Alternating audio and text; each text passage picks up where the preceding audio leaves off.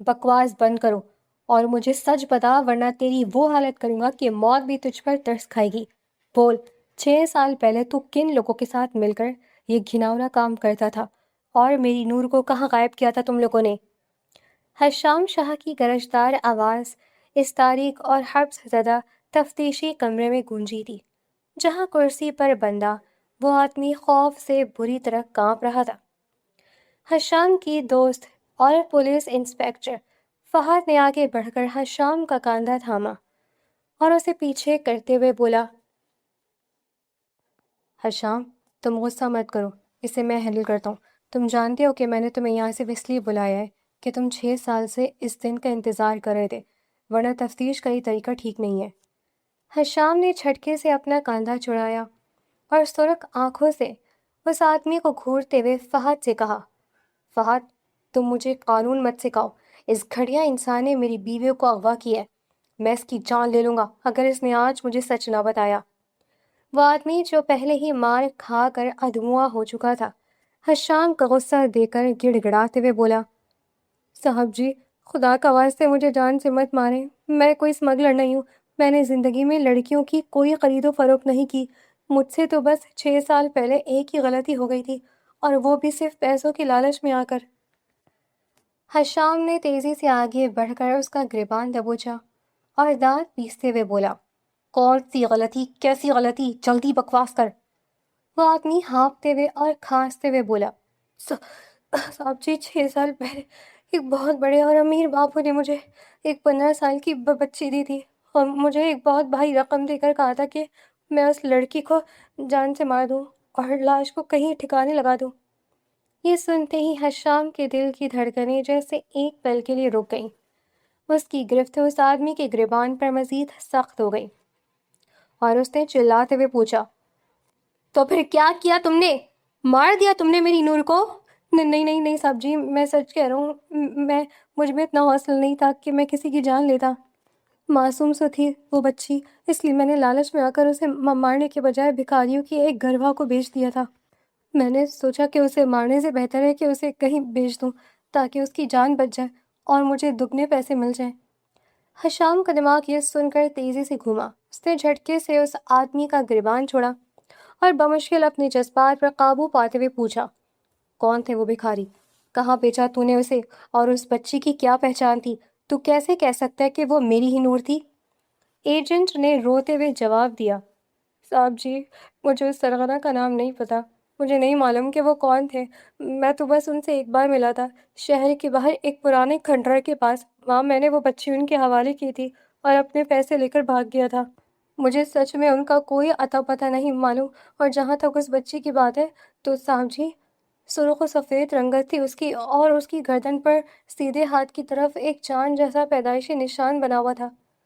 یہ الفاظ سنتے ہی حشام کے قدم لڑکھڑائے اور وہ پیچھے کی طرف ہٹا، کیونکہ یہ نشان کوئی عام نشان نہیں تھا، بلکہ یہ اس کی منکوحہ نور علائی کی گردن پر موجود پیدائشی ہلال کا نشان تھا، جسے 6 سال پہلے ان کے نکاح کے فوراً بعد اغوا کر لیا گیا تھا۔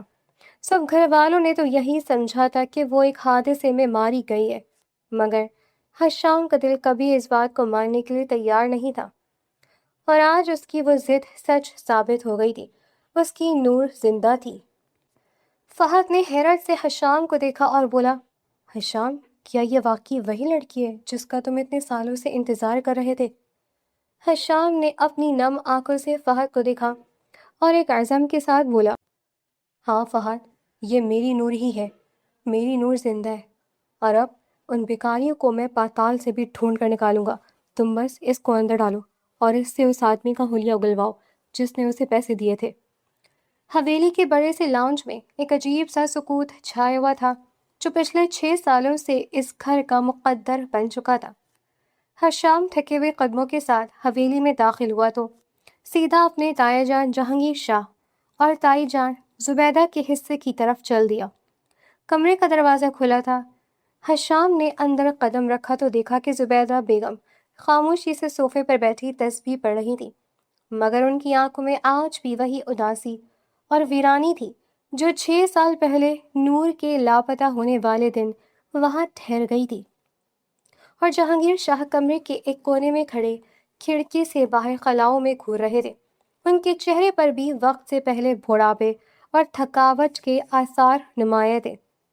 حشام کے والد سکندر شاہ جو پاس ہی کرسی پر بیٹھے تھے، انہوں نے انتہائی نرمی اور فکر مندی سے اپنے بڑے بھائی اور بھابھی کو دیکھتے ہوئے کہا، بھائی جان، اب آپ دونوں کو اس غم سے نکلنا ہوگا۔ زندگی رکتی نہیں ہے، وہ آگے بڑھتی رہتی ہے۔ آپ دونوں کب تک یوں خود کو اندر ہی اندر مارتے رہیں گے؟ میں آپ دونوں کو اس طرح نہیں دیکھ سکتا۔ جہانگیر شاہ نے ایک گہری آہ بھری اور مڑ کر اپنے چھوٹے بھائی کی طرف دیکھتے ہوئے تھکے ہوئے لہجے میں بولے، سکندر، تم ٹھیک کہتے ہو، مگر دل کو کیسے سمجھائیں؟ نور ہماری اکلوتی بچی تھی، اس کی یادیں اس گھر کے ہر کونے میں ہیں۔ ہم کوشش کرتے ہیں کہ نارمل ہو جائے، مگر ایک باپ کا دل اتنی جلدی ہار نہیں مانتا۔ زبیدہ بیگم نے تصویروں کی اور ایک مدھم سی مسکراہٹ کے ساتھ بولی، سکندر بھائی، ہم نے تو اب شکوہ کرنا بھی چھوڑ دیا ہے۔ اللہ کی رضا میں ہی ہماری رضا ہے۔ بس دل سے یہ دعا نکلتی ہے کہ اگر ہماری بچی زندہ ہے تو اللہ اسے اپنی حفظ و امان میں رکھے، اور اگر وہ ہم میں نہیں رہی تو اسے جنت الفردوس میں اعلیٰ مقام دے۔ اسی دوران حشام کا سوتیلا چچا بابر شاہ کمرے میں داخل ہوا۔ بابر نے آگے بڑھ کر جہانگیر شاہ کے کاندھے پر ہاتھ رکھا اور انتہائی درد بھرے لہجے میں بولا، بھائی جان، سکندر بالکل ٹھیک کہہ رہا ہے۔ آپ یوں ہمت ہار جائیں گے تو اس حویلی کا کیا بنے گا؟ میں جانتا ہوں نور ہماری فیملی کی جان تھی اور اس کا دکھ ہم سب کو اندر سے کھا رہا ہے، لیکن اب 6 سال گزر چکے ہیں۔ ہمیں اب آگے بڑھنا چاہیے۔ آپ پلیز خود پر اور اپنی صحت پر توجہ دیں، ہم سب آپ کے ساتھ ہیں۔ حشام جو دروازے کے پاس کھڑا یہ سب سن رہا تھا، اس نے گلا کھنکھارا اور اندر قدم رکھا تو سب کی نظریں اس پر پڑی۔ بابر شاہ نے فوراً حشام کی طرف رخ کیا اور اس کی محبت سے دیکھتے ہوئے بولا، ارے حشام بیٹے، تم کب آئے؟ تم رات بھر کہاں تھے اور تمہارا چہرہ کتنا اترا ہوا ہے؟ حشام نے احترام سے جواب دیا، چچا جان، میں آرام کیسے کر سکتا ہوں جب مجھے پتہ چل گیا کہ میری نور زندہ ہے۔ یہ سنتے ہی کمرے میں ایک دم سے سناٹا چھا گیا۔ جہانگیر شاہ اور سکندر شاہ حیرت سے اپنی جگہ پر کھڑے ہو گئے، جبکہ بابر شاہ کے ماتھے پر ایک لمحے کے لیے پسینہ ابھرا اور اس کی سانس جیسے گلے میں ہی اٹک گئی، مگر اس نے فوراً خود کو سنبھالتے ہوئے پوچھا، کیا مطلب بیٹا، تم یہ کیا کہہ رہے ہو؟ کیا تمہیں واقعی ہماری نور کے بارے میں کوئی خبر ملی ہے؟ زبیدہ بیگم کانپتے قدموں کے ساتھ حشام کے پاس آئی اور اس کا بازو پکڑ کر بولی، حشام میرے بچے، سچ کہہ رہا نا تو؟ میری بچی زندہ ہے؟ کہاں ہے میری نور؟ تو نے اسے دیکھا ہے؟ حشام نے جلدی سے زبیدہ بیگم کو تھاما اور انہیں تسلی دیتے ہوئے بولا، جی تائی جان، میں بالکل سچ کہہ رہا ہوں۔ آج مجھے ایک بہت بڑا سراغ ملا ہے کہ وہ بھکاریوں کے کسی گروہ کے پاس ہے۔ مجھے ابھی اس سرغنہ کا نام اور پتہ نہیں ملا، مگر میں نے اپنے بندے دوڑا دیے اور میں قسم کھاتا ہوں کہ تائی جان کہ میں اپنی نور کو ڈھونڈ کر اسی حویلی میں واپس لاؤں گا۔ جہانگیر شاہ کی آنکھوں میں 6 سال بعد ایک امید کی کرن جاگی تھی۔ انہوں نے آگے بڑھ کر حشام کو گلے لگایا، جبکہ بابر شاہ نے اپنے چہرے پر مسکراہٹ سجاتے کہا، یہ تو بہت خوش کی خبر ہے بیٹا، اللہ کرے تم جلدی اس تک پہنچ جاؤ۔ اگر میری کوئی مدد چاہیے تو مجھے ضرور بتانا، میں تمہارے ساتھ چلوں گا۔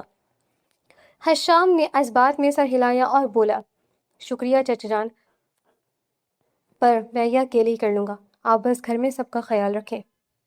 حشام کمرے سے باہر نکل گیا، جبکہ بابر شاہ کے دل میں خوف کے ڈنکے بجنے لگے۔ حشام نے بغیر وقت ضائع کیے کھوج شروع کر دی۔ شہر کے مضافات میں پھیلی وہ کچی آبادی غلاظت اور جرائم کا گڑھ تھی، جہاں حشام شاہ کی چمچماتی گاڑی آ کر رکی تھی تو آس پاس منڈلاتے بھکاریوں کی آنکھیں حیرت سے پھیل گئیں۔ حشام گاڑی سے باہر نکلا تو اس کا دل ایک انجانے سے بوجھ تلے دبا ہوا تھا۔ اسے سمجھ نہیں آ رہا تھا کہ وہ اتنی بڑی آبادی میں اتنی نور کو کہاں اور کیسے تلاش کرے گا۔ وہ ابھی ارد گرد کا جائزہ لے ہی رہا تھا کہ ایک میلی کچیلی سی لڑکی اچھلتی ہوئی اس کے سامنے آ کر کھڑی ہو گئی، جس کے بال بکھرے ہوئے تھے اور چہرے پر مٹی جم رہی تھی، مگر اس کی آنکھوں میں سڑکوں پر پلنے والوں جیسی بے باکی اور نڈر پن تھا۔ اے بابو جی، راستہ کیوں روکا ہوا ہے؟ گاڑی ہٹاؤ ادھر سے یا پھر پیسے نکالو۔ لڑکی نے اپنے ہاتھ آگے پھیلاتے ہوئے انتہائی منہ پھٹ انداز میں کہا تو حشام نے اسے گھور کر دیکھا۔ حشام کو اس وقت ایک ایسے ہی مقامی بندے کی ضرورت تھی جو اس علاقے کے چپے چپے سے واقف ہو۔ اس نے جیب سے 5,000 کا نوٹ نکالا اور اس لڑکی کی طرف بڑھا دیا۔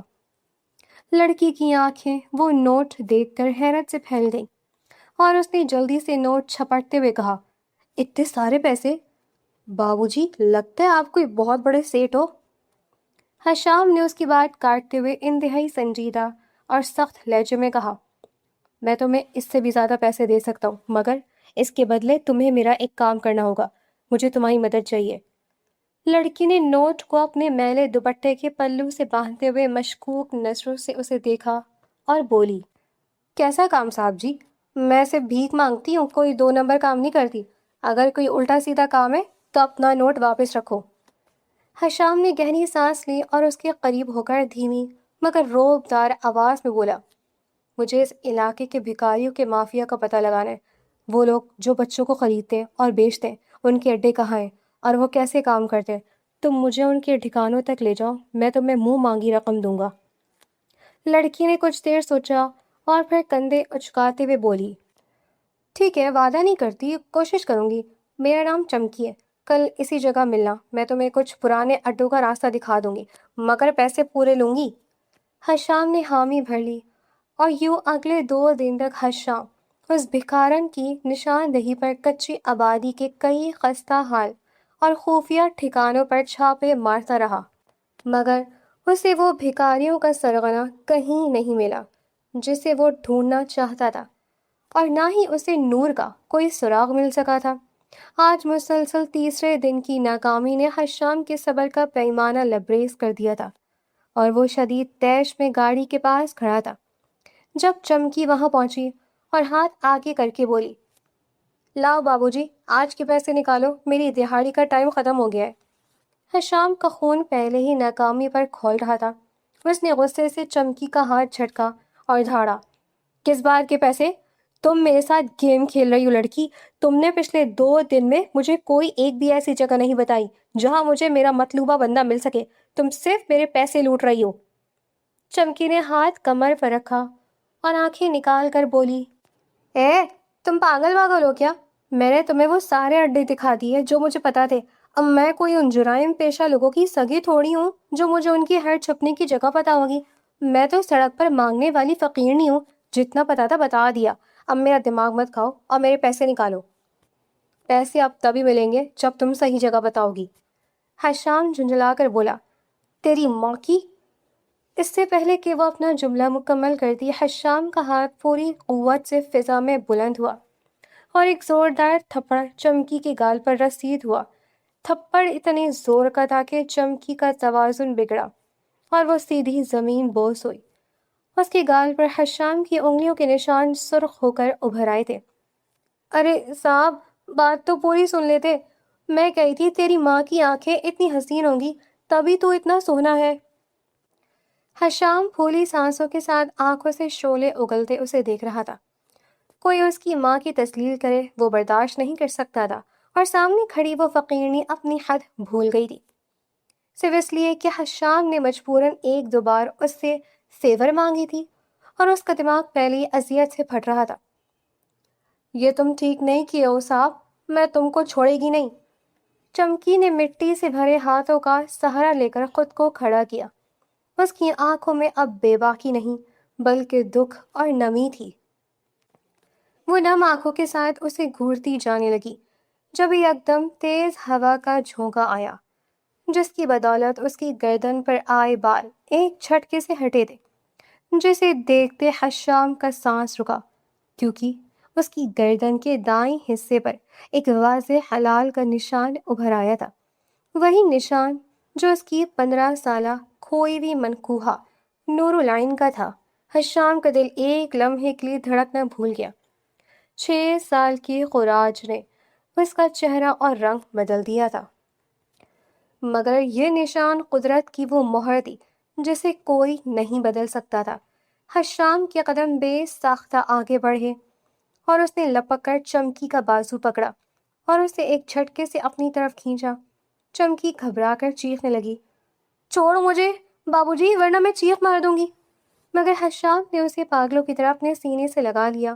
اس کی آنکھوں میں آنسو تیرنے لگے تھے اور اس کے لبوں سے بس ایک ہی سرگوشی نکلی، میری نور۔ حشام کے لبوں سے نکلی سرگوشی چمکی کے لیے کسی دھچکے سے کم نہیں تھی۔ وہ جو پہلے ہی اس اجنبی کے اچانک گلے لگانے پر سکتے میں تھی، اب اس کی گرفت کی سختی محسوس کر کے بری طرح سے مچلنے لگی تھی۔ چھوڑ مجھے بدماش صاحب، تو پاگل ہو گیا کیا؟ کون سی نور کیسی نور؟ میں چمکی ہوں، چھوڑ مجھے ورنہ میں تیرا منہ نوچ لوں گی۔ چمکی نے پوری طاقت سے اسے دھکا دینے کی کوشش کی مگر حشام کے فولاد بازو نے اسے کسی شکنجے کی طرح جکڑ رکھا تھا۔ حشام نے اپنے آنسوؤں کو بمشکل روکا اور اس کے میلے چہرے کو اپنے ہاتھوں کے پیالے میں بھرتے ہوئے انتہائی جذباتی مگر حتمی لہجے میں بولا، تم میری نور ہو، میری بیوی ہو جسے میں 6 سال سے ڈھونڈ رہا تھا، اور اب میں تمہیں کہیں نہیں جانے دوں گا۔ چمکی کی آنکھوں میں اب وحشت اتر آئی تھی۔ اس نے جب دیکھا کہ یہ پاگل آدمی اسے چھوڑنے والا نہیں ہے تو اس نے آؤ دیکھا نہ تاؤ سیدھا حشام کے کندھے پر اپنے تیز دانت گاڑ دیے۔ حشام کے منہ سے تکلیف کے باعث ایک سسکی نکلی مگر اس نے پھر بھی چمکی کو نہیں چھوڑا بلکہ اس کا بازو مزید سختی سے دبوچتے ہوئے اسے اپنی گاڑی کی طرف کھینچنے لگا۔ اوئے کیا کرے بدماش، مجھے کہاں لے کر جا رہے؟ بچاؤ مجھے، کوئی ہے؟ اس پاگل سے بچاؤ۔ چمکی نے گلی میں شور مچانا شروع کر دیا مگر حشام کی خونخوار آنکھیں اور اس کی بڑی گاڑی دیکھ کر کسی محلے والے کی ہمت نہیں ہوئی کہ وہ آگے بڑھتا۔ حشام نے اسے زبردستی گاڑی کی پچھلی سیٹ پر دھکیلا اور خود تیزی سے ڈرائیونگ سیٹ پر بیٹھ کر گاڑی لاک کر دی۔ چمکی نے گاڑی کے شیشوں پر مکے مارنا شروع کر دیے۔ کھول دروازہ، میں بول رہی دروازہ کھول، میں تجھے زندہ نہیں چھوڑوں گی، میرے سائیں کو پتہ چلا نا تو وہ تیری بوٹیاں کتوں کو ڈال دے گا۔ حشام نے گاڑی کو تیزی سے ریورس کیا اور انتہائی سنجیدہ اور روب دار لہجے میں بولا، چپ چاپ بیٹھو یہاں، تمہیں تمہارے گھر لے کر جا رہا ہوں، اب کوئی شور نہیں ہونا چاہیے، چپ کر کے بیٹھو، تم کوئی سڑک چھاپ نہیں ہو جو یوں تماشا لگا رہی ہو۔ حشام کی سخت آواز اور اس کی آنکھوں کی سرخی دیکھ کر چمکی ایک لمحے کے لیے سہم گئی اور پھر گھٹنوں میں سر دے کر پھوٹ پھوٹ کر رونے لگی۔ مجھے نہیں جانا کسی گھر، صاحب مجھے میرے اڈے پر چھوڑ دیں، میں ہاتھ جوڑتی ہوں تیرے۔ مگر حشام کا دل اس کے رونے پر کٹ رہا تھا۔ اس نے کوئی جواب نہیں دیا اور گاڑی کی رفتار بڑھا دی۔ وہ جانتا تھا کہ اس وقت اسے جلد از جلد حویلی پہنچنا ہے اور اپنی کھوئی ہوئی امانت کو محفوظ کرنا ہے۔ حویلی کے پورچ میں گاڑی ایک زوردار بریک کے ساتھ رکی تو ملازم دوڑ کر آگے آئے۔ حشام نے پچھلا دروازہ کھولا اور نرمی سے اس کا بازو پکڑا۔ باہر آ نور، ہم گھر آ گئے ہیں۔ چھوڑ مجھے ظالم صاحب، میں تیرے پاؤں پڑتی ہوں، مجھے جانے دے، میں نے تیرا کیا بگاڑا ہے؟ چمکی روتے ہوئے زمین پر بیٹھنے کی کوشش کر رہی تھی مگر حشام اسے زبردستی مگر احتیاط سے حویلی کے بڑے دروازے سے اندر لاؤنج میں لے آیا۔ چمکی کی چیخ و پکار سن کر سکندر شاہ، جہانگیر شاہ اور زبیدہ بیگم گھبرا کر اپنے کمروں سے باہر نکل آئے تھے، جبکہ بابر شاہ بھی اپنے کمرے کے دروازے پر کھڑا حیرت سے یہ سارا تماشا دیکھ رہا تھا۔ حشام، یہ کیا طریقہ بیٹا؟ یہ کون ہے اور تم اسے اس طرح کیوں لائے ہو؟ سکندر شاہ نے حیرت اور قدرے غصے سے پوچھا تھا۔ حشام نے چمکی کو اپنے پیچھے چھپاتے ہوئے اپنے باپ کو دیکھا اور بھاری آواز میں بولا، بابا جان، میں آج اپنی 6 سال کی کھوئی ہوئی امانت واپس لے آیا ہوں، میں اپنی بیوی کو اس کے گھر لے آیا ہوں۔ یہ سنتے ہی پورے لاؤنج میں ایک دم سے قبرستان جیسی خاموشی چھا گئی۔ زبیدہ بیگم نے کانپتے قدموں سے آگے بڑھ کر حشام کے پیچھے چھپی اس میلے کچیلے کپڑوں اور بکھرے بالوں والی لڑکی کو دیکھا تو ان کے چہرے پر صدمہ اور بے یقینی ابھر آئی۔ حشام، خدا کا خوف کرو بیٹا، یہ کون سڑک چھاپ بھکارن اٹھا لایا تو؟ میری پھول جیسی بچی ایسی نہیں ہو سکتی ہے، میری نور تو شہزادیوں کی طرح رہتی تھی، تو نے مجھے یہ دن دکھانے کے لیے امید دلائی تھی۔ زبیدہ بیگم پھوٹ پھوٹ کر رو پڑی تو جہانگیر شاہ نے جلدی سے انہیں تھام لیا۔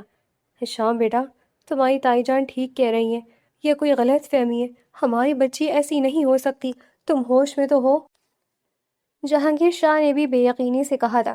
حشام نے گہری سانس لی اور زبردستی چمکی کو آگے کر کے اس کے مٹی سے اٹے بال اس کی گردن سے ہٹاتے ہوئے بولا، تایا جان، 6 سال کی سڑکوں کی خاک نے اس کا حلیہ بدل دیا ہے، مگر یہ نشان تو قدرت کا ہے، اسے تو کوئی نہیں بدل سکتا۔ یہ دیکھیں، یہ وہی حلال کا نشان ہے جو ہماری نور کی گردن پر تھا۔ زبیدہ بیگم اور جہانگیر شاہ کی نظر جیسے ہی اس واضح حلال کے نشان پر پڑی، ان کے پیروں تلے سے زمین نکل گئی۔ زبیدہ بیگم کے ہاتھ بے ساختہ اس چہرے کی طرف بڑھے جسے وہ 6 سال سے دیکھنے کو ترس رہی تھی۔ میری بچی، میری نور، میری جان کہاں چلی گئی تھی تو؟ انہوں نے دھاڑے مار مار کر روتے ہوئے چمکی کو گلے لگانے کی کوشش کی، مگر چمکی، جس کا دماغ پہلے ہی اس اجنبی ماحول اور ان لوگوں کے رویے سے سن ہو چکا تھا، وہ دہشت زدہ ہو کر پیچھے ہٹی اور اس نے پوری طاقت سے زبیدہ بیگم کو دھکا دیا۔ پیچھے ہٹ بڑھیا، کون سی نور؟ میں چمکی ہوں، چھوڑو مجھے، تم سب کے سب پاگل خانے سے آئے ہو کیا؟ میں ابھی شور مچا کر پولیس کو بلا لوں گی، مجھے میرے اڈے پر جانے دو۔ چمکی کی اس حرکت پر سب کے دل جیسے کٹ کر رہ گئے۔ زبیدہ بیگم وہ دھکا برداشت نہ کر سکی اور صدمے غم اور اپنی بیٹی کی یہ حالت دیکھ کر وہیں غش کھا کر گر پڑی۔ سکندر اور جہانگیر شاہ نے جلدی سے انہیں سنبھالا، جبکہ حشام کا دل اس صورتحال پر خون کے آنسو رو رہا تھا، مگر اس نے اپنے جذبات پر قابو پایا اور آگے بڑھ کر چمکی کو بازو سے پکڑا اور سیڑھیوں کی طرف کھینچا۔ کھٹیا آدمی، چھوڑ مجھے، میں تیرا سر پھاڑ دوں گی۔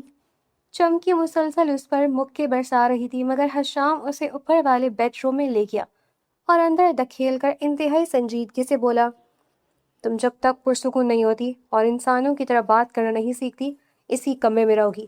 میں تمہیں دوبارہ ان سڑکوں پر رولنے نہیں دوں گا۔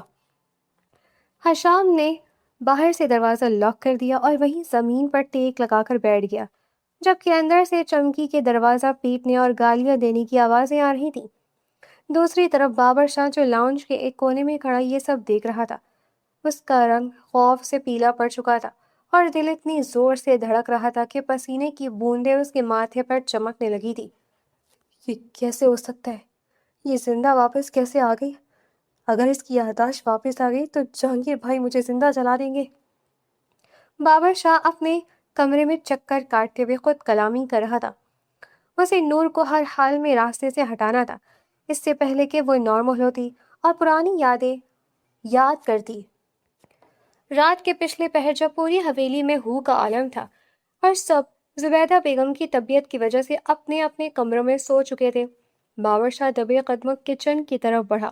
اسے معلوم تھا کہ ملازمہ نے نور کے لیے دودھ کا گلاس کچن کے شیلف پر رکھا ہوا ہے، جو ابھی تک اسے نہیں دیا گیا تھا۔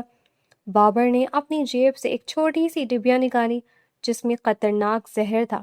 اس نے جلدی سے وہ زہر دودھ کے گلاس میں ملایا اور چمچ سے ہلا کر اسے واپس وہیں رکھ دیا تاکہ جب کوئی ملازم اسے لے کر جائے تو نور وہ دودھ پی کر ہمیشہ کے لیے سو جائے۔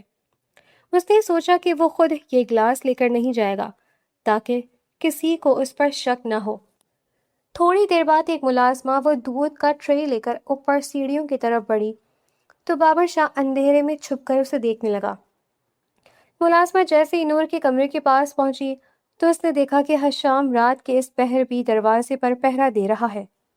حشام نے جیسے ہی ملازمہ کو دیکھا، وہ تیزی سے کھڑا ہوا اور اس کے ہاتھ سے ٹرے لیتے ہوئے مشکوک لہجے میں بولا، یہ کیا ہے اور کس نے بھیجا ہے؟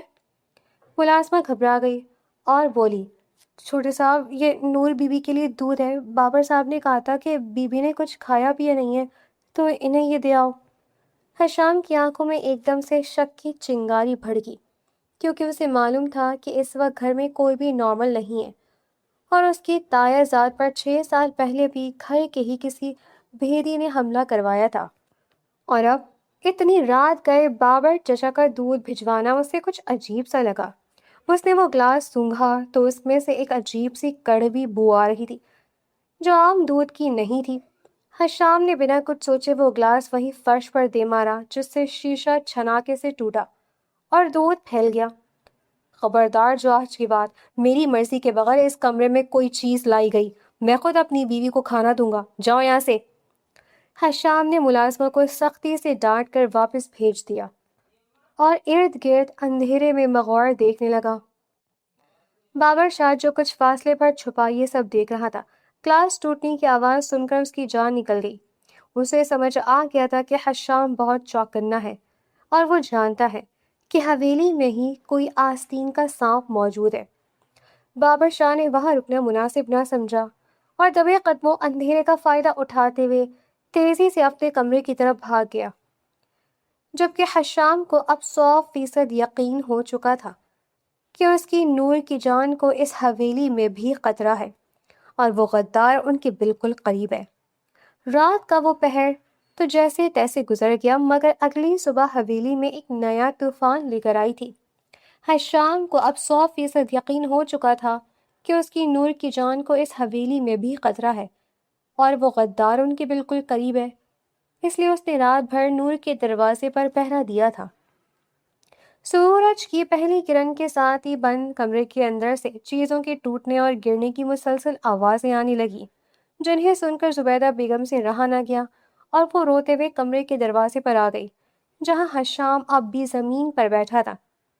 حشام، دروازہ کھول بیٹا، میری بچی اندر اکیلی گھبرا رہی ہوگی، مجھے اس سے ملنے دے، مجھ سے اب مزید صبر نہیں ہوتا۔ زبیدہ بیگم نے روتے ہوئے کہا تو حشام نے گہری سانس لی اور اپنی جیب سے چابی نکال کر تالا کھول دیا۔ دروازہ کھلتے ایک کانچ کا گلاس سیدھا حشام کے سینے کے پاس سے گزر کر دیوار پر لگا اور چمکی کی غسیلی آواز گونجی، صاحب کھول دروازہ، مجھے باہر جانا ہے، میں اس جیل میں نہیں رہوں گی، میرا دم گھٹ رہا ہے، ادھر پاگل سمجھ رکھا ہے کیا مجھے؟ زبیدہ بیگم نے کانپتے قدموں سے اندر قدم رکھا اور چمکی کی طرف ہاتھ بڑھایا۔ میری بچی، میری نور، دیکھ میں تیری ماں ہوں، بیٹا میرے پاس آ جا، مت کر ایسا، میری جان نکل رہی ہے تجھے اس حال میں دیکھ کر۔ چمکی نے حقارت سے انہیں دیکھا اور ایک قدم پیچھے ہٹتے ہوئے انتہائی کڑوے لہجے میں بولی، اے بڑھیا، دماغ مت کھا میرا، میں چمکی ہوں، کوئی نور وور نہیں ہوں اور میری کوئی ماں نہیں ہے، میں سڑکوں پر پیدا ہوئی تھی، سمجھ آئی تجھے؟ جا ادھر سے، رو رو کر اپنا منہ مت سجا میرے سامنے، تم سب کے سب پاگل ہو گئے ہو۔ چمکی کی اس بدتمیز اور بے لگام زبان پر زبیدہ بیگم کا دل کٹ کر رہ گیا اور وہ دھاڑے مار کر رونے لگی۔ حشام نے آگے بڑھ کر اپنی تائی جان کو سنبھالا۔ تائی جان، آپ پلیز باہر جائیں، اس کی حالت ابھی ٹھیک نہیں ہے، یہ آپ کو اور تکلیف دے گی، آپ اسے کچھ وقت دیں، یہ سب ٹھیک ہو جائے گا۔ حشام زبیدہ بیگم کو باہر چھوڑ کر واپس آیا اور دروازہ اندر سے لاک کر دیا۔ چمکی غصے سے بیڈ پر بیٹھی ٹانگیں ہلا رہی تھی اور اس کی آنکھوں میں ابھی بھی وہی وحشت تھی۔ کیا گھور رہے پاگل صاحب، میں بول رہی ہوں مجھے میرے اڈے پر چھوڑ، ورنہ میں تیرا پورا گھر جلا دوں گی، تو جانتا نہیں ہے چمکی کو۔ حشام نے اس کی بدتمیزی کو مکمل نظر انداز کیا اور انتہائی نرمی سے بولا، تم تھک گئی ہوگی نور، کچھ کھا لو، میں تمہارے لیے اپنے ہاتھ سے کھانا لاتا ہوں، یہاں کوئی تمہیں نقصان نہیں پہنچائے گا۔ جیسے جیسے شام ڈھل رہی تھی چمکی کی حالت خراب ہونے لگی تھی۔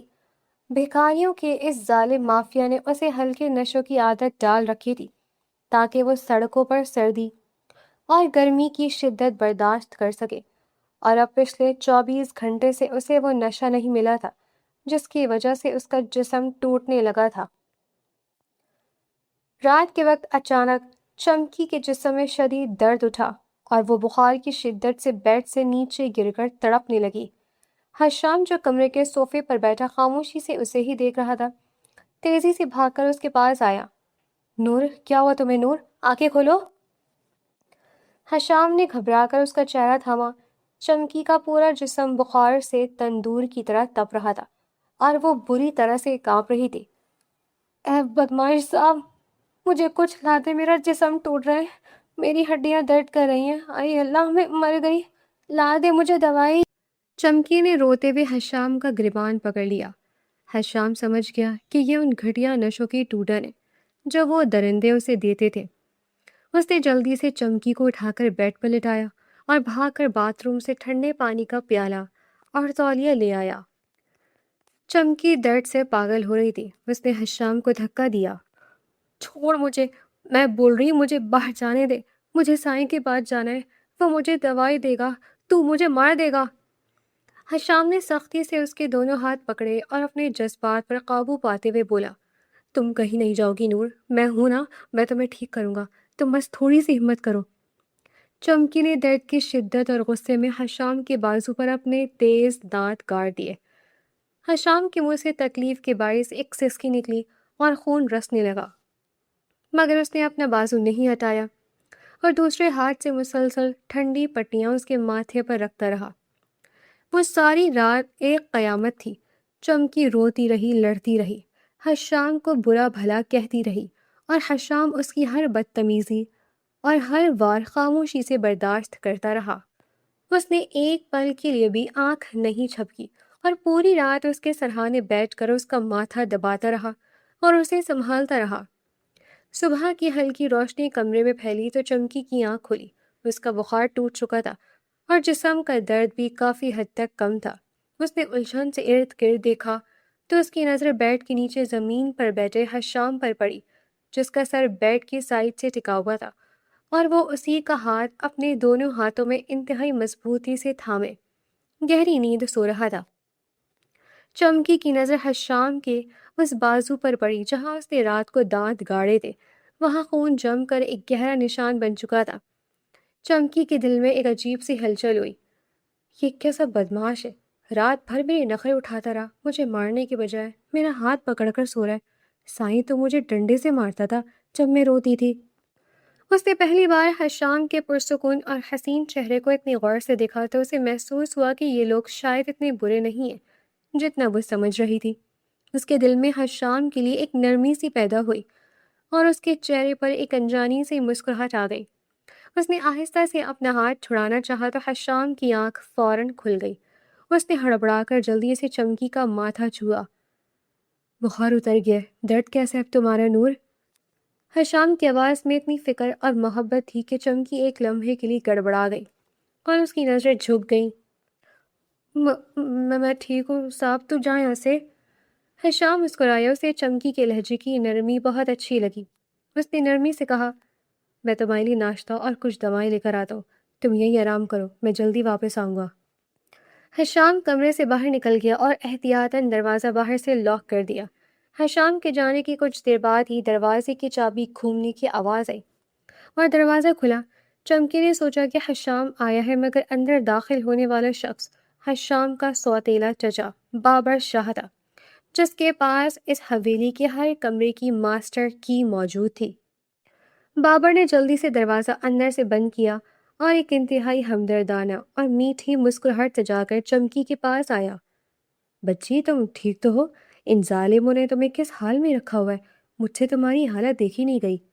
چمکی نے مشکوک نظروں سے اسے دیکھا اور بیڈ پر پیچھے کھسکتے ہوئے بولی، تو کون ہے رے بڈھے؟ اور اس بدماش صاحب نے تو تالا لگایا تھا، تو کیسے اندر آ گیا؟ تجھے کس نے بھیجا ہے؟ بابر نے بیڈ کے کنارے بیٹھتے ہوئے انتہائی رازدانہ لہجے میں کہا، میں اس گھر کا ایک رحم دل انسان ہوں بچی، اور میں تمہارا خیر خواہ ہوں۔ میں چھپ کر آیا ہوں کیونکہ تم نہیں جانتی کہ اس حشام نے تمہیں سڑک سے کیوں اٹھایا ہے۔ وہ کوئی بدماش نہیں بلکہ ایک بہت خطرناک ظالم انسان ہے۔ چمکی نے حیرت سے سر ہلایا تو بابر شاہ نے اپنا زہر اگلنا شروع کیا۔ یہ لوگ تمہیں بیوقوف بنا رہے بچی، یہ تمہیں کوئی نور وور نہیں سمجھتے۔ حشام نے تمہیں اس لیے قید کیا ہے تاکہ تمہاری کڈنی اور باقی اعضاء نکال کر بیچ سکیں۔ تم سڑک پر اکیلی اور لاوارث تھی نا، اس لیے اس نے تمہیں اپنا نشانہ بنایا۔ دیکھ نہیں رہے اس نے تمہیں جانوروں کی طرح قید کیا ہوا ہے، اور وہ جو کل عورت رو رہی تھی نا، وہ تو ڈرامہ کر رہی تھی تاکہ تم ان پر یقین کر لو اور خاموشی سے ان کے جال میں پھنس جاؤ۔ چمکی جو سڑکوں پر پلی پڑھی تھی، اس کا دماغ جلدی ان سازشی باتوں پر یقین کر لیتا تھا، کیونکہ اس نے ہمیشہ سڑکوں پر دھوکہ اور فریب ہی دیکھا تھا۔ اسے فوراً یاد آیا کہ حشام نے واقعی اسے زبردستی قید کیا ہوا ہے اور اسے پرانی باتیں یاد کروانے کا دباؤ ڈال رہا ہے تاکہ وہ پاگل ہو جائے۔ بابر کی باتیں اسے بالکل سچ لگنے لگی۔ ہائے اللہ، میں تو پہلے ہی کہہ رہی تھی کہ یہ کوئی بہت بڑا بدماش ہے۔ اس نے کل پستول بھی رکھا ہوا تھا اور آج رات بھر میرے پاس بیٹھا رہا۔ ضرور کوئی بڑا چکر ہے۔ اے بڑھے صاحب، مجھے بچا لے، میں تیرے پاؤں پڑتی ہوں، مجھے میرے اڈے پر واپس جانا ہے، یہ تو مجھے چیر پھاڑ دیں گے۔ چمکی روحان سی ہو کر بولی تو بابر شاہ کی آنکھوں میں ایک شیطانی سی چمک ابھری جو چمکی کے آنسوؤں کی وجہ سے اسے نظر نہیں آئی۔ تم فکر مت کرو بچی، میں تمہیں یہاں سے نکالوں گا، میری گاڑی باہر کھڑی ہے، آج رات جب سب سو جائیں گے تو میں پچھلے دروازے سے تمہیں باہر نکال دوں گا. تم بس تیار رہنا اور اس حشام کو کچھ مت بتانا ورنہ وہ تمہیں فوراً مار دے گا. اور ہاں، جب تم بھاگو تو شور مت مچانا. چمکی نے جلدی جلدی اسبات میں سر ہلایا اور دوپٹے سے آنسو صاف کرتے ہوئے بولی، ہاں ہاں، میں کچھ نہیں بولے گی. تو بس مجھے یہاں سے بھگا دے صاحب، تیرا بہت بھلا ہوگا. میں زندگی بھر تیرا احسان نہیں بھولے گی. بابر شاہ اپنا کام کر کے مسکراتا ہوا وہاں سے نکل گیا، جبکہ چمکی اب خوف اور غصے سے کانپ رہی تھی. اس کا وہ تھوڑا سا نرم احساس جو صبح حشام کے لیے جاگا تھا، وہ اب شدید نفرت اور ڈر میں بدل چکا تھا. اس نے فیصلہ کر لیا تھا کہ وہ آج رات ہر حال میں اس قید خانے اور ان گردے نکالنے والے بدماشوں سے بھاگ جائے گی، چاہے اسے کچھ بھی کرنا پڑے. رات کا اندھیرا گہرا ہو چکا تھا اور حویلی میں ہو کا عالم تھا جب نور العین کے کمرے کے دروازے کی چابی ایک بار پھر گھومی اور بابر شاہ دبے قدموں اندر داخل ہوا. نور العین جو پہلے خوف اور بے چینی سے بیٹھ کے کونے میں دبکی بیٹھی تھی، اسے دیکھتے ہی جلدی سے کھڑی ہو گئی. احساب، تو آ گیا، چل جلدی کر، مجھے یہاں سے نکال اس سے پہلے کہ وہ پاگل اور بدماش صاحب آ جائے. میری تو جان نکل رہی ہے، یہ لوگ میری گردے نکال لیں گے. نور العین نے روحان سی اور کانپتی ہوئی آواز میں کہا تو بابر شاہ نے ہونٹوں پر انگلی رکھ کر اسے خاموش رہنے کا اشارہ کیا. چپ، بالکل چپ، شور نہیں کرنا بچی ورنہ ہم دونوں پکڑے جائیں گے. میں نے پچھلے دروازے کا راستہ صاف کر دیا، بس تم میرے پیچھے پیچھے آؤ، ہم دیوار پھاند کر نکل جائیں گے. میری گاڑی باہر ہی کھڑی ہے. بابر شاہ نے انتہائی رازداری سے سرگوشی کی اور نور العین کا ہاتھ پکڑ کر اسے کمرے سے باہر لے آیا.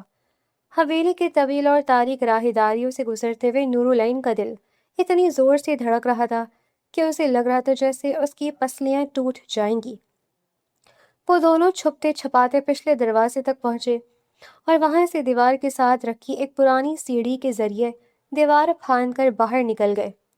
باہر گھپ اندھیرا تھا اور بابر شاہ کی گاڑی کچھ فاصلے پر درختوں کے سائے میں کھڑی تھی. نور العین جلدی سے دوڑ کر گاڑی کی پچھلی سیٹ پر بیٹھ گئی اور سکھ کا ایک لمبا سا سانس لیا. بابر شاہ نے ڈرائیونگ سیٹ پر بیٹھ کر گاڑی سٹارٹ کی اور حویلی سے دور اندھیرے میں غائب ہو گیا. گاڑی کی رفتار کافی تیز تھی اور جیسے جیسے وہ شہر کی آبادی سے دور جا رہی تھے، نور العین کے دل میں ایک عجیب سی گھبراہٹ پیدا ہونے لگی. اے بڈھے صاحب، تو مجھے کہاں لے کر جا رہے ہیں؟ میرا اڈا تو پیچھے رہ گیا ہے. تو نے تو کہا تھا کہ تو مجھے میرے علاقے میں چھوڑے گا. نور العین نے اگلی سیٹ کی طرف جھک کر قدرے پریشانی سے پوچھا. بابر شاہ جو اب تک ایک ہمدرد فرشتہ بنا ہوا تھا، اس کے چہرے پر ایک زہریلی سی مسکراہٹ آ گئی، مگر اس نے لہجے کو نارمل رکھتے ہوئے جواب دیا، ارے بچی، وہ حشام نا بہت خطرناک آدمی ہے. اگر میں نے تجھے تیرے پرانے اڈے پر چھوڑا تو وہ تجھے صبح تک ڈھونڈ لے گا اور پھر تجھے مار دے گا. میں تجھے ایک ایسی محفوظ جگہ لے کر جا رہا ہوں جہاں تیرا وہ پرانا باس سائیں موجود ہے. وہ تجھے بچا لے گا اور اس حشام سے دور لے جائے گا. نور العین نے سائیں کا نام سنا تو اس کے جسم میں ایک جھرجھری سی دوڑ گئی، کیونکہ سائیں کوئی مسیحا نہیں تھا بلکہ ایک ظالم انسان تھا جو انہیں مارتا پیٹتا تھا اور زبردستی بھیک منگواتا تھا، اور سب سے بڑھ کر وہ اسے نشہ آور دوائیاں کھلاتا تھا جس سے اس کا دماغ سن رہتا تھا. نہیں نہیں، مجھے سائیں کے پاس نہیں جانا، وہ بہت مارتا ہے، وہ بہت ظالم ہے، مجھے نشے والی دوائیاں دیتا تھا. تو مجھے کہیں اور اتار دے، میں خود چلی جاؤں گی. نور العین نے گھبرا کر گاڑی کا دروازہ کھولنے کی کوشش کی مگر وہ لاک تھا. ارے ارے، پاگل مت بن بچی، سائیں جو بھی ہے کم از کم تیرے گردے تو نہیں نکالے گا نا. چپ چاپ بیٹھ جا، ہم بس پہنچنے والے ہیں. بابر شاہ نے سختی سے کہا تو نور العین بے بسی سے رو پڑی اور اپنے سر کو پکڑ لیا جو اچانک درد کرنے لگا تھا. ہائے اللہ، میرے سر میں کتنی درد ہو رہی ہے. جب سے وہ دوائی چھوٹی ہے میرا دماغ جیسے پھٹ رہا ہے، مجھے کچھ سمجھ نہیں آ رہا. نور العین نے سسکتے ہوئے کہا، کیونکہ 6 سال پہلے اغوا کے وقت اس کے سر پر لگنے والی شدید چوٹ اور اس کے بعد سائیں کی طرف سے دی جانے والی مسلسل نشہ آور ادویات نے اس کے دماغ کو مکمل طور پر سن کر دیا تھا اور اس کی یادداشت مٹا دی تھی. اور اب جب اسے وہ دوائیاں نہیں مل رہی تھی تو اس کا دماغ عجیب سی الجھنوں اور درد کا شکار ہو رہا تھا.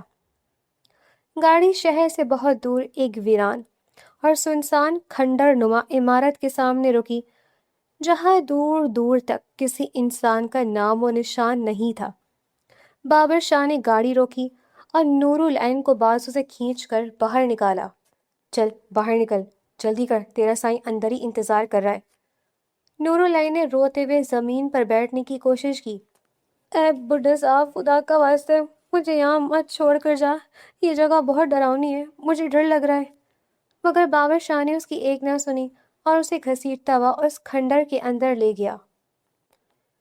اندر ایک پرانی سی لالٹین جل رہی تھی جس کی مدھم روشنی میں 4-5 غنڈے کھڑے تھے اور ان کے بیچ میں وہ خوفناک اور کریا شکل والا سائیں بیٹھا حقہ پی رہا تھا۔ نور العین سائیں کو دیکھتے ہی خوف سے پیچھے ہٹی، مگر بابر شاہ نے اسے زوردار دھکا دے کر سائیں کے قدموں میں گرا دیا۔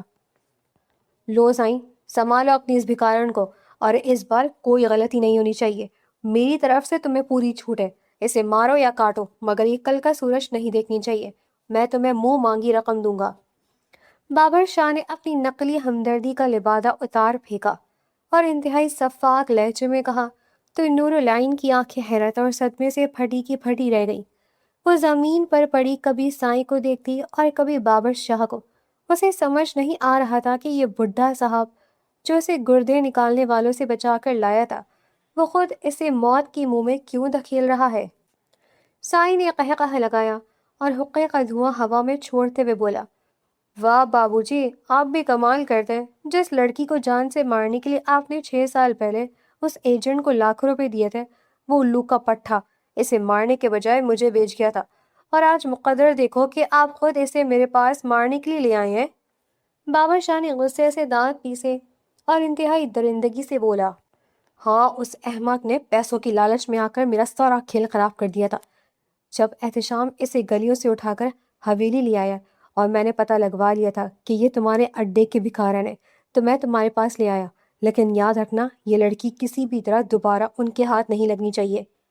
یہ ساری گفتگو سنتے ہی نور العین کے دماغ میں جیسے ہزاروں ہتھوڑے ایک ساتھ بجنے لگے۔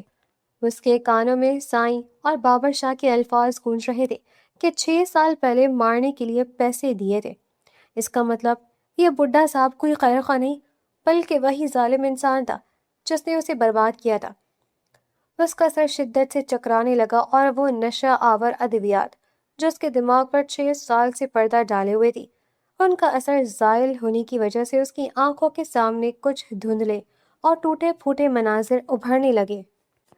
ایک لال رنگ کا جوڑا، کسی کی چیخ، سر پر لگنے والی زوردار ضرب اور ایک جانی پہچانی آواز جو اسی بابر چچا کی تھی۔ وہ وحشت زدہ ہو کر اپنے بال نوچنے لگی۔ نہیں نہیں، تم سب جھوٹے ہو، تم درندے ہو، مجھے چھوڑ دو۔ نور اللہ نے چیختے ہوئے وہاں سے بھاگنے کی کوشش کی، مگر سائیں کے 2 غنڈوں نے اسے سختی سے دبوچ لیا۔ سائیں اپنی جگہ سے اٹھا اور ایک تیز دھار خنجر نکال کر نور العین کی طرف بڑھا۔ تو بہت اچھلتی تھی نا سڑکوں پر، آج تیری ساری اچھل کود ختم کر دوں گا۔ بابو جی کو اس کی لاش چاہیے تاکہ ان کی جائیداد کا مسئلہ ہمیشہ کے لیے ختم ہو جائے اور میرا انعام مجھے مل سکے۔ سائیں نے خنجر ہوا میں بلند کیا ہی تھا کہ اچانک ایک کان پھاڑ دینے والے دھماکے سے اس کھنڈر کا پرانا اور زنگ آلود گیٹ ٹوٹا اور ایک سیاہ رنگ کی بھاری گاڑی سیدھی اندر آ کر غنڈوں سے ٹکرائی۔ وہ سب بھوکلا کر پیچھے ہٹے اور سائیں بھی گھبرا کر پیچھے گرا۔ گاڑی کا دروازہ کھلا اور حشام شاہ موت کا فرشتہ بن کر باہر نکلا۔ اس کی آنکھوں میں خون اترا ہوا تھا اور چہرے پر ایسا شفاف غصہ تھا کہ کھنڈر کا درجہ حرارت جیسے گر گیا ہو۔ حشام کو کل رات والے دودھ کے واقعے کے بعد سے ہی بابر شاہ پر 100% شک ہو چکا تھا، اور اسی لیے اس نے بابر کی گاڑی میں ایک خفیہ ٹریگر لگا دیا تھا تاکہ وہ اس کی ہر حرکت پر نظر رکھ سکے۔ جب بابر نور العین کو لے کر نکلا تو حشام جاگ رہا تھا، مگر اس نے انہیں روکا نہیں، کیونکہ وہ جاننا چاہتا تھا کہ اس سب کے پیچھے اصل کہانی کیا ہے اور وہ بھکاریوں کا سرغنہ کون ہے جس کے پاس اس کی بیوی اتنے سال رہی تھی۔ میں نے تجھے کہا تھا نا کہ اگر تو میری بیوی کے راستے میں آیا تو میں تجھے زندہ نہیں چھوڑوں گا۔ حشام کی گرجدار آواز گونجی اور اس سے پہلے کہ سائیں یا اس کے غنڈے کچھ سمجھ پاتے، حشام ان پر بھوکے شیر کی طرح جھپٹ پڑا۔ ایک زبردست اور خطرناک لڑائی شروع ہو گئی۔ حشام اکیلا ان چاروں پر بھاری تھا۔ وہ ایک ہاتھ سے سائیں کی گردن دبوچے ہوئے تھا اور دوسرے ہاتھ سے غنڈوں پر مکے برسا رہا تھا۔ بابر شاہ جو موت کو اپنے سامنے دیکھ کر خوف سے کانپ رہا تھا، اس نے سوچا کہ اگر حشام زندہ بچ گیا تو وہ اسے نہیں چھوڑے گا اور اس کا سارا کچا چھٹا گھر والوں کے سامنے کھل جائے گا۔ اس نے جلدی سے اپنی جیب سے پستول نکالا اور حشام کی طرف نشانہ باندھا۔ نورالعین جو زمین پر پڑی یہ سب خوف سے دیکھ رہی تھی۔ اس کی نظر بابر کی پستول پر پڑی اور اس کے منہ سے بے ساختہ چیخ نکلی، بدماش صاحب پیچھے دیکھو! حشام نے پلٹ کر دیکھا مگر تب تک بابر شاہ ٹریگر دبا چکا تھا۔ گولی سنسناتی ہوئی حشام کی طرف آئی مگر حشام نے خود کو بچانے کے بجائے ایک سیکنڈ کی بھی پرواہ کیے بغیر چھلانگ لگا کر نورالعین کو اپنے حصار میں لے لیا۔ ایک زوردار آواز گونجی اور وہ گولی حشام کے دائیں بازو کو چیرتی ہوئی نکل گئی۔ حشام کے منہ سے ایک دبی ہوئی سسکی نکلی اور وہ نورالعین کے اوپر گر گیا۔ اس کے بازو سے نکلنے والا گرم خون سیدھا نورالعین کے ماتھے اور چہرے پر گرا۔ خون کی وہ تپش، اس کی بو اور گولی کی وہ خوفناک آواز نورالعین کے دماغ میں موجود پرانے صدمے کے پردے بری طرح پھاڑ گئی۔ وہ سر پر لگنے والی چوٹ، وہ 6 سال کی نشے کی دھند اور وہ سڑکوں کی غلاظت، سب کچھ ایک سیکنڈ میں اس کے ذہن سے صاف ہو گیا۔ اسے یاد آ گیا وہ 6 سال پرانا دن، وہ نکاح کا خوبصورت لال جوڑا جس میں وہ سجی بیٹھی تھی، وہ بابر چچا کا کمرے میں آنا اور اس کے سر پر وار کر کے اسے اغوا کروانا۔ وہ سب کچھ شیشے کی طرح اس کی آنکھوں کے سامنے گھوم گیا۔ اسے یاد آ گیا کہ وہ کوئی سڑکوں پر رولنے والی فقیرنی نہیں تھی، وہ نورالعین تھی، حشام شاہ کی بیوی، اس کی محبت۔ اس نے اپنے اوپر گرے ہوئے حشام کو دیکھا جس کا خون مسلسل بہہ رہا تھا اور جو اسے بچانے کے لیے موت کے سامنے آ گیا تھا۔ اس کا دل درد اور بے پناہ محبت سے پھٹنے لگا۔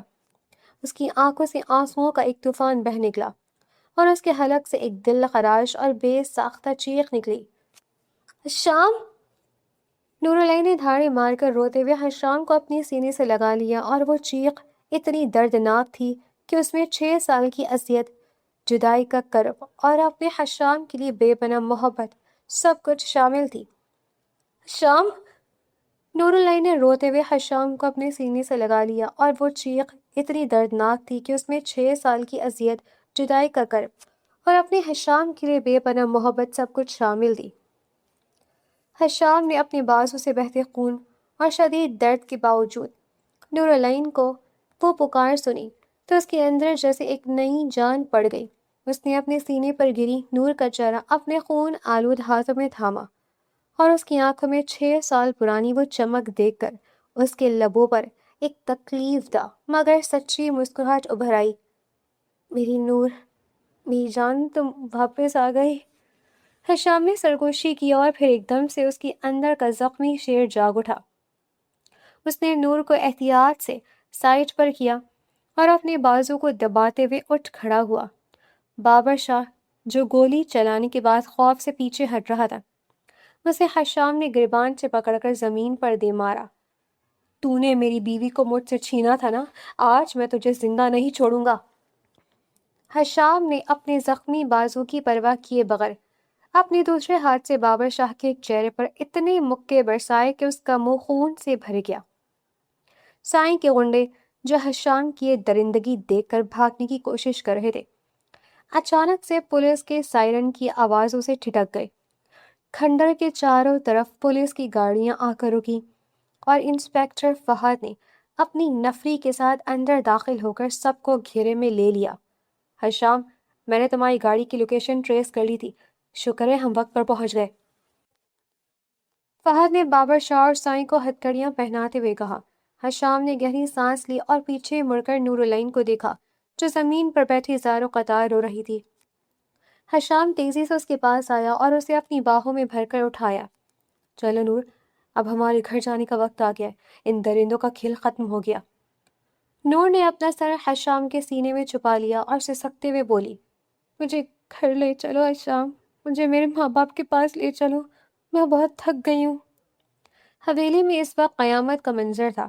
زبیدہ بیگم کی طبیعت مسلسل خراب تھی اور جہانگیر شاہ پریشانی سے ٹہل رہے تھے جب حشام نورالعین کو اپنے بازوؤں کے حصار میں لیے لاؤنج میں داخل ہوا۔ حشام کے کپڑے خون سے لت پت تھے اور اس کا بازو زخمی تھا، مگر اس کے چہرے پر ایک عجیب سا سکون تھا۔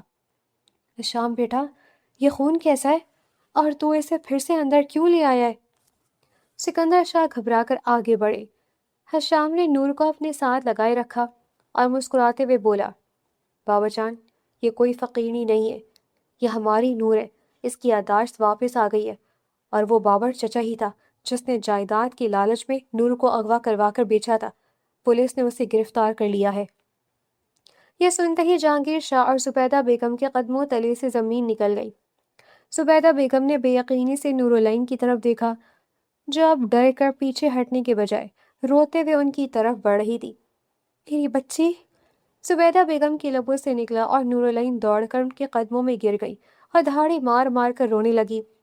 مجھے معاف کر دے ماما، میں نے آپ کو دھکا دیا، میں نے آپ کو پہچانا نہیں تھا ماما، میں آپ کی نور ہوں، مجھے اس ظالم نے پاگل کر دیا تھا، مجھے معاف کر دیں۔ نور کی اس دل خراش آواز اور اس کے لمس نے زبیدہ بیگم کے اندر کی ممتا کو پوری طرح جگا دیا۔ نور کی اس دل خراش آواز اور اس کے لمس نے زبیدہ بیگم کے اندر کی ممتا کو پوری طرح جگا دیا۔ انہوں نے جلدی سے جھک کر اپنی بیٹی کو اٹھایا اور اسے دیوانہ وار چومتے ہوئے اپنے سینے سے لگا لیا۔ میری جان، میری بچی، تجھے تو میں نے مانگا تھا، تو آ گئی میرے پاس، اللہ کا شکر ہے، لاکھ لاکھ شکر ہے، میں تو مری گئی تھی تیرے بغیر۔ جہانگیر شاہ کی آنکھوں سے بھی آنسو بہنے لگے۔ انہوں نے آگے بڑھ کر اپنی بیٹی اور بیوی دونوں کو اپنے حصار میں لے لیا۔ بیٹا، تو واپس آ گئی، ہمارے لیے یہی بہت ہے۔ اس غدار بابر کو تو میں اب اپنے ہاتھوں سے عبرت کا نشان بناؤں گا۔ حشام صوفے پر گرنے کے انداز میں بیٹھا مسکراتے ہوئے یہ منظر دیکھ رہا تھا جب اس کے بازو کے درد نے اسے ایک ہلکی سی سسکی لینے پر مجبور کیا۔ نورالعین نے جلدی سے آنسو صاف کیے اور حشام کے پاس آ کر گھٹنوں کے بل بیٹھتے ہوئے اس کا زخمی بازو تھام لیا۔ حشام، آپ کا خون کتنا بہہ رہا ہے، آپ نے میری لیے گولی کھائی، آپ کتنے اچھے ہیں، میں نے آپ کو بھی کتنا تنگ کیا۔ نورالعین کے لہجے میں ابھی بھی تھوڑی سی سڑکوں والی بے تکلفی اور معصومیت تھی، جسے سن کر حشام نرمی سے مسکرایا۔ تم میری جان ہو نور، تمہارے لیے تو میں اپنی جان بھی دے سکتا ہوں، یہ گولی تو کچھ بھی نہیں۔ سکندر شاہ نے جلدی سے ڈاکٹر کو فون کر کے بلوایا اور حشام کی مرہم پٹی کروائی گئی۔ کچھ دن گزر گئے اور حویلی کی رونقیں پوری طرح لوٹ آئی۔ نورالعین کو اب نئے اور خوبصورت کپڑے پہنائے گئے تھے اور اس کا حلیہ دوبارہ اسی مذہب اور باوقار لڑکی جیسا ہو گیا تھا، مگر 6 سال سڑکوں پر رہنے کی وجہ سے اس کی زبان اور عادتوں میں ابھی بھی ایک نڈر پن اور فقیرنیوں والا انداز جھلک جاتا تھا جسے گھر والے ہنس کر درگزر کر دیتے تھے۔ حشام کا بازو اب کافی بہتر تھا اور وہ اپنے کمرے میں بیڈ پر ٹیک لگائے فائلیں دیکھ رہا تھا جب نورالعین ہاتھ میں دودھ کا گلاس لے کمرے میں داخل ہوئی۔ اے بدماش صاحب، جلدی سے دودھ پی لو ورنہ میں تمہاری پٹیاں نوچ دوں گی، تم بالکل بھی اپنا خیال نہیں رکھتے۔ نور نے گلاس حشام کے سامنے کرتے ہوئے اسی پرانے انداز میں کہا تو حشام نے قہقہہ لگایا اور فائل سائڈ پر رکھتے ہوئے نور کا ہاتھ پکڑ کر اسے اپنے ساتھ بیڈ پر بٹھا۔ تم کب سدھرو گی نور؟ تم اب ایک بہت بڑے بزنس مین کی بیوی ہو اور مجھے بدماش صاحب کہتی ہو، کسی نے سن لیا تو کیا کہے گا؟ حشام نے اس کی آنکھوں میں دیکھتے ہوئے شرارت سے کہا۔ نور نے منہ بنایا اور بولی، مجھے کیا پرواہ لوگوں کی، تم نے ہی تو مجھے اٹھا کر قید کیا تھا نا، تو تم بدماش ہی ہوئے اور میں تو چمکی ہوں، جو دل کرے گا بولوں گی۔ حشام نے مسکراتے ہوئے اس کا دوسرا ہاتھ بھی تھام لیا اور انتہائی محبت بھرے لہجے میں بولا، چمکی تو کب کی مر چکی، نور تم میری وہ امانت ہو جسے میں نے پل پل مر کر مانگا ہے، اب تم صرف میری نور ہو۔ نور کا دل حشام کی اس گہری محبت کو محسوس کر کے زور سے دھڑکا۔ اس نے اپنی نظریں چکا لی اور اس کے رخسار پر حیا کی لالی چھا گئی۔ حشام نے اس کے ہاتھ سے دودھ کا گلاس لے کر سائڈ ٹیبل پر رکھا اور اس نے اپنے بازوؤں کے حصار میں لے لیا۔ تم جانتی ہو نور، میں نے یہ 6 سال کیسے گزارے؟ ہر رات تمہارے بنا ایک عذاب تھی، مگر آج تم میرے پاس ہو تو لگتا ہے جیسے مجھے میری پوری کائنات مل گئی ہے۔ رات کافی گہری ہو چکی تھی اور کمرے میں صرف سائٹ لیمپ کی مدھم سی پیلی روشنی پھیلی ہوئی تھی، جس نے ماحول کو انتہائی رومانوی اور پرسکون بنا دیا تھا۔ حشام نے نور العین کے چہرے سے اس کی بکھری لٹوں کو ہٹاتے ہوئے اس کی گہری اور نشیلی آنکھوں میں دیکھا، جن میں اب صرف اور صرف حشام کے لیے محبت اور حیا کی ایک عجیب سی کشمکش چمک رہی تھی۔ نور نے اپنے کانپتے ہاتھوں سے حشام کے سینے پر ہاتھ رکھا اور مدھم آواز میں بولی، مجھے معاف کر دیں حشام، میں نے آپ کو بہت تکلیف دی، میں سڑکوں پر رہ کر جانور بن گئی تھی، مگر آپ نے مجھے انسان بنا دیا، آپ نے مجھے میری پہچان لوٹا دی، میں آپ سے بہت محبت کرتی ہوں۔ حشام کے دل میں ان الفاظ نے ایک میٹھا سا طوفان برپا کر دیا۔ اس نے جھک کر نور کی پیشانی پر اپنے لبوں کی مہر ثبت کر دی اور انتہائی جذبات سے سرگوشی کی، تمہیں مجھ سے معافی مانگنے کی کوئی ضرورت نہیں ہے میری جان، تم میرا وہ غرور ہو جسے میں دنیا کی ہر نظر سے چھپا کر رکھنا چاہتا ہوں۔ آج رات ہمارے درمیان کوئی فاصلہ نہیں رہے گا نور، میں آج تمہیں مکمل طور پر اپنی روح کا حصہ بنانا چاہتا ہوں۔ نور کے چہرے پر حیا کی ایک گہری سرخی دوڑ گئی اور اس نے اپنا چہرہ حشام کے سینے میں چھپا لیا۔ حشام نے نرمی سے اس کا چہرہ اوپر اٹھایا اور اس کے کانپتے لبوں پر اپنے لب رکھ دیے، وہ بوسہ جس میں 6 سال کی تڑپ، انتظار اور بے پناہ شدت شامل تھی۔ نور العین کا پورا وجود حشام کے اس لمس سے کانپ اٹھا۔ اس نے حشام کے کاندھوں کو مضبوطی سے تھام لیا اور خود کو اس کے حوالے کر دیا۔ حشام کے گرم اور پرجوش لمس نے نور کے اندر موجود ہر ڈر اور جھجک کو ختم کر دیا۔ مدھم روشنی میں محبت کا وہ خوبصورت سفر شروع ہوا جس کی منزل صرف اور صرف ایک دوسرے کی روح میں اترنا تھا۔ حشام کی حدت اور اس کی دیوانگی نے نور العین کو مکمل طور پر پگھلا دیا تھا۔ اس رات انہوں نے اپنے 6 سال کے دکھ، درد اور جدائی کو محبت کے ان انمٹ رنگوں سے دھو ڈالا تھا۔ ان کے لمس میں ایک پاگل پن اور والہانہ جذبہ تھا جس نے ان دونوں کو جسم اور روح کے ہر رشتے سے ایک کر دیا تھا۔ کچھ عرصے بعد کا منظر تھا۔ حشام کا زخم اب مکمل طور پر ٹھیک ہو چکا تھا اور حویلی کی زندگی اب بہترین اور پرسکون دور سے گزر رہی تھی۔ نور العین اب دوبارہ وہی مذہب، خوبصورت اور باوقار لڑکی بن چکی تھی جسے آداب کا پورا علم تھا، مگر 6 سال کی اس اسٹریٹ لائف نے اسے اندر سے انتہائی نڈر اور پر اعتماد بنا دیا تھا۔ وہ اب کسی سے ڈرتی نہیں تھی اور حشام کو اس کی یہ بے باکی بہت پسند تھی۔ رات کا وقت تھا اور آسمان پر ستارے چمک رہے تھے۔ حشام اپنے کمرے کی بالکنی میں کھڑا رات کی ٹھنڈی ہوا کو محسوس کر رہا تھا کہ تبھی نور العین ہاتھ میں چائے کے 2 کپ لیے مسکراتی ہوئی وہاں آئی۔ اس نے ایک کپ حشام کو دیا اور خود اس کے ساتھ کھڑی ہو کر مسکرا کر اس کے کندھے پر اپنا سر رکھ دیا۔ حشام نے چائے کا گھونٹ بھرا اور محبت سے نور کے ماتھے پر بوسہ دیتے ہوئے شرارت سے بولا، شکر ہے اب تم گالیاں نہیں دے رہی، ورنہ مجھے تو ڈر تھا کہ کہیں تم کسی دن کسی میٹنگ میں میرے کلائنٹس کو ہی کھری کھری نہ سنا دو۔ نور العین نے یہ سن کر ایک خوبصورت سی شرارتی ہنسی ہنسی اور احتشام کی آنکھوں میں دیکھتے ہوئے انتہائی محبت اور ناز سے بولی، وہ فقیرنی تو کب کی مر گئی صاحب، اب تو بس آپ کی نور باقی ہے۔ حشام اسے دیکھ کر مسکرایا اور چائے کا کپ ٹیبل پر رکھتے ہوئے اسے پوری طرح اپنی باہوں میں سمیٹ لیا۔ بالکنی میں چلتی ٹھنڈی ہوائیں ان کی محبت پر گواہ بن رہی تھی اور ایک پرسکون اور میٹھے احساس کے ساتھ ان کی زندگی کا وہ خوبصورت باب شروع ہو گیا تھا جس کا اختتام صرف اور صرف خوشیوں پر تھا۔